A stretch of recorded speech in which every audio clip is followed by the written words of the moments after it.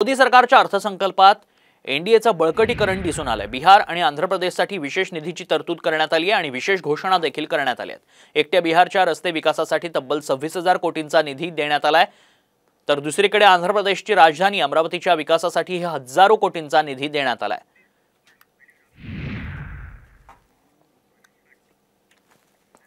बिहारमध्ये 26,000 कोटी रस्ते विकासासाठी देण्यात आलेत। आंध्रच्या अमरावतीसाठी 15,000 कोटींची तरतूद करण्यात आली आहे। बिहारमधील मंदिर पर्यटनासाठी विशेष निधी देण्यात आलाय।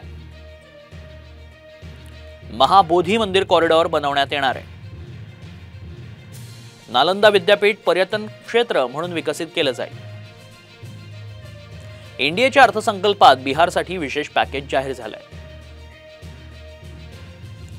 मित्र योजना सध्या सुरू आहे देशामध्ये सुद्धा, आणि त्याच्या माध्यमातून ज्यांनी एनडीएला मदत केली, नितीश कुमारजी आणि चंद्राबाबू नायडू यांना लुभावण्यासाठी हा सगळ्यात महत्त्वाचा म्हणजे मला वाटतं केंद्राचं आर्थिक बजेट होतं।